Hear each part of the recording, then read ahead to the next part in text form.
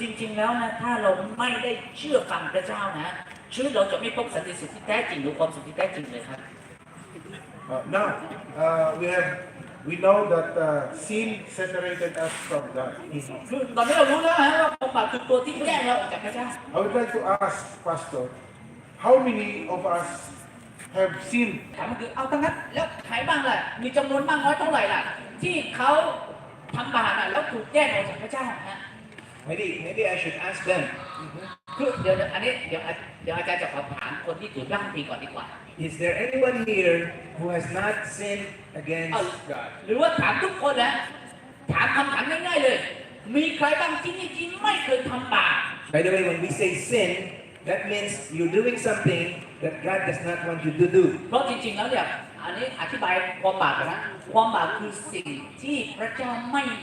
ประสงค์หรือไม่ต้องการให้เราทำนะแต่เราไปทำนะครับผมนี่คือความบาป So, is there anyone here who thinks he has not done anything that God does not want him to do? Will you raise อั your นนี้ hand? ดูว่าใครที่คิดว่าตัวเองนั้นไม่เคยทำบาปเลยนะก็คือพระเจ้าประสงค์ให้เราทำยังไงเราทำอย่างนั้นตลอดเลย ไม่เคยทำบาปต่อพระเจ้าเลย Or maybe I should ask, is there anyone here who has not done anything wrong in his whole ถาม life? ที่จะง่ายกว่านั้นคือในชีวิตนี้ใครบ้างที่ไม่เคยทำผิดเลยเอาอย่างนี้ดีกว่า You know, many times there are people who try to pay for the things that they have done. บางครั้งนะบางคนก็คือโอ้ยฉันทำผิดใช่ไหมจ่ายเงินเอาแล้วกันนะ The, ให้จบไป the problem is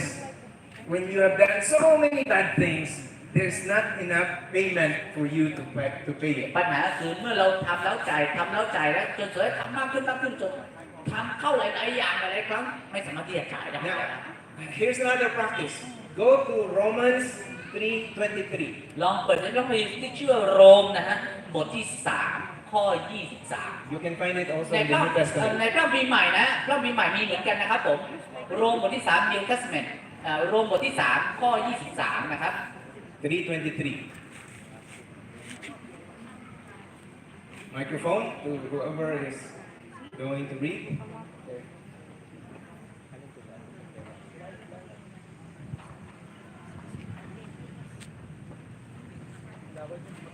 For all have sinned and come short of the glory of God. Okay, can you translate? ก็คือเพราะว่าทุกคนทำบาปและเสื่อมจากพระสิริของพระเจ้า So the Bible is saying all have sinned. พระคัมภีร์บอกว่าทุกคนไม่ใช่แค่คนใดคนหนึ่งหรือว่ากลุ่มหนึ่งนะแต่ทุกคนนะฮะ How many is all? แล้วคำว่าทุกคนนี้คือจำนวนเท่าไหร่อะ Is it 50%? หมายถึงว่าสักครึ่งหนึ่งของประชากรโลกหรือเปล่า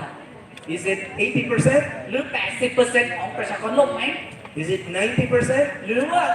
90% How many is all? คำว่าทั้งหมดนะเพราะมนุษย์ทุกคนคำว่าทุกคนในที่นี้คือ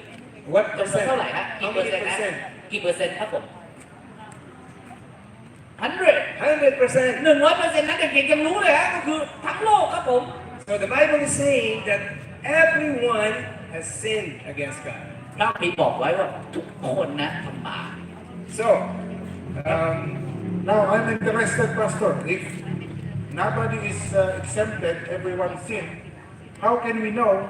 that we really violated something? แล้ว okay. ที่นี่คำถามคือว่างั้นถ้าสมมติทุกคนทำบาปอะแล้วเราจะรู้ได้ไงว่าเราทำบาปแล้วเราทำบาปอะไรไปล่ะครับ You go again to the same chapter, Romans 3, and the verse is 20. เราลองอ่านต่อนะในบทเดียวกันนั่นแหละลงบทที่3นั่นแหละอ่านข้อ20ดูครับอ่านข้อ20ดูครับผม And then we'll let somebody read in Thai. นะขอสักท่านอ่านเป็นภาษาไทยครับ And